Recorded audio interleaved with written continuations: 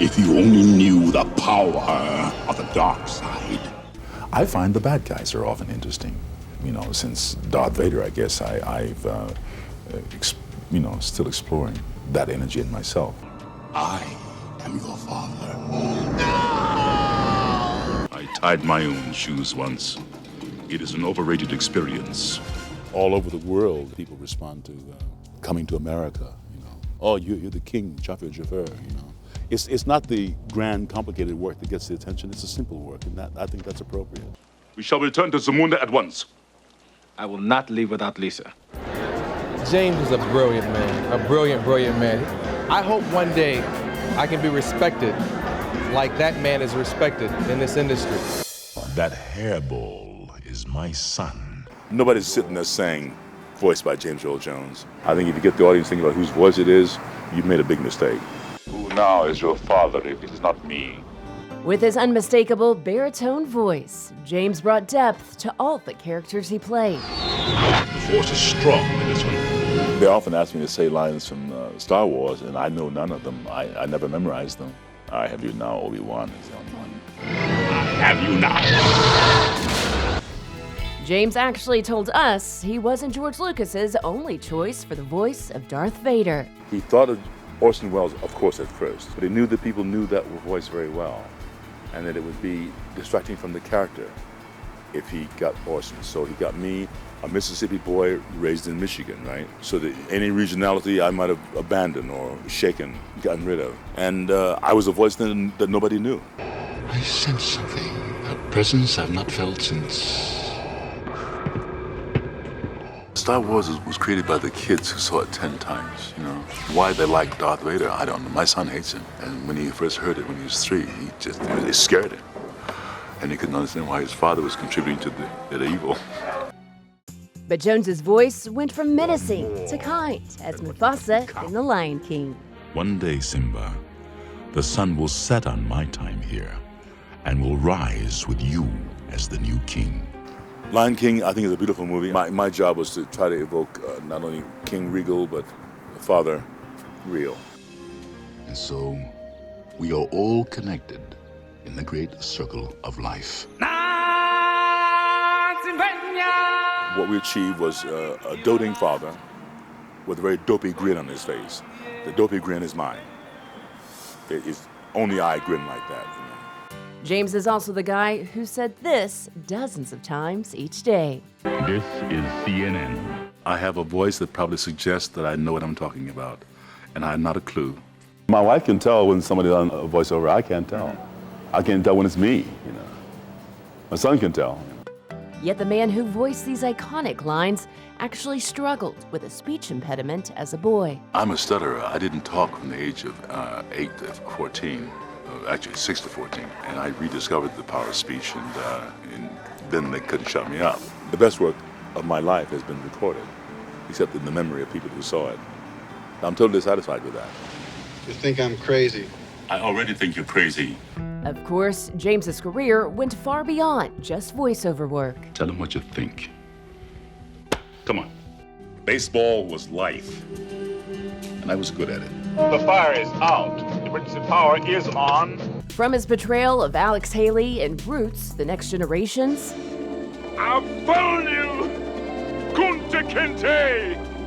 I found you! To his recurring role as Admiral James Greer in films like The Hunt for Red October and Patriot Games, Mr. Jones has left his indelible mark on the movies. Excuse me, Jack. Tell me one thing in life that is absolutely for certain. But his favorite movie? That would be a film about baseball called Field of Dreams. I'm gonna beat you with a crowbar until you go away. Whoa, wait, you can't do that. I think there happens a union between essentially Ray's soul and man's soul. I like the small stories that tell a good story, and I like the big ones too, but the small ones I cherish most. Go the distance. Yes. Do you know what it means? James Earl Jones had a prolific television career as well, breaking barriers right from the start. His earliest roles in the 1960s were as a doctor on soap operas like Guiding Light and As the World Turns. And while he lent his voice to The Simpsons starting in 1990, his first sitcom appearance didn't happen until 1997 on Frasier, reuniting him with his Broadway co-star, Kelsey Grammer. We did Othello years ago. So I've always wanted to work with James again, and I just think that nothing but the highest of thoughts. Have we met? No, but I thought that was you. I'm so happy that I'm losing my virginity on this show because, with Kelsey because I've never done a sitcom before. I'm not sure if this is my bag, you know.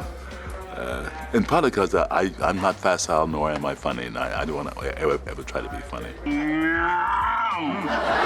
Actually, Mr. Jones showed off some impressive comedic chops when, at the age of 83, he played himself on The Big Bang Theory.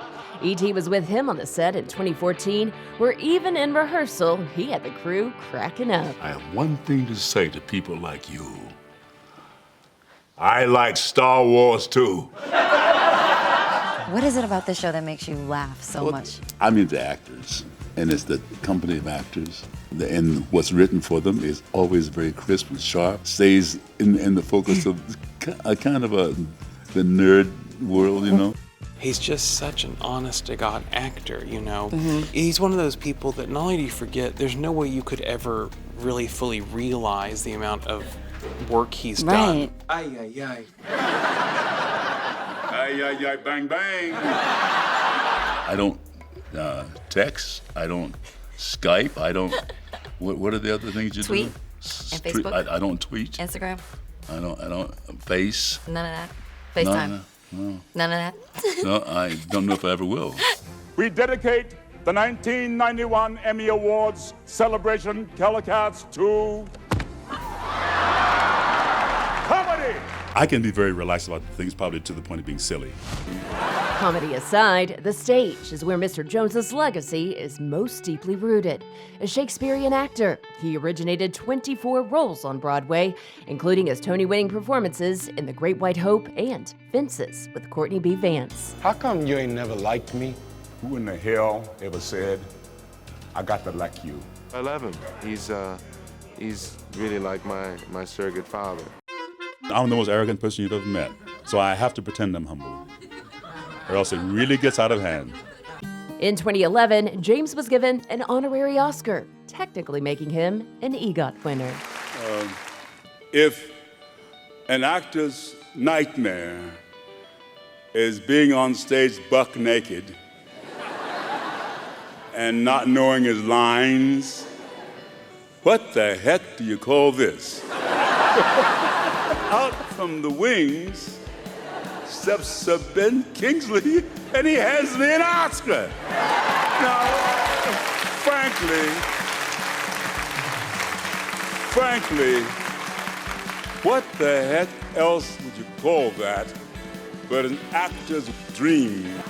I find it difficult to think comparatively in my personal life as well as in my career. I don't see the point of thinking comparatively. Just the best against myself. Everybody has a story, no matter what status the human being is. He has a story worth telling. That's my job, to help evoke that.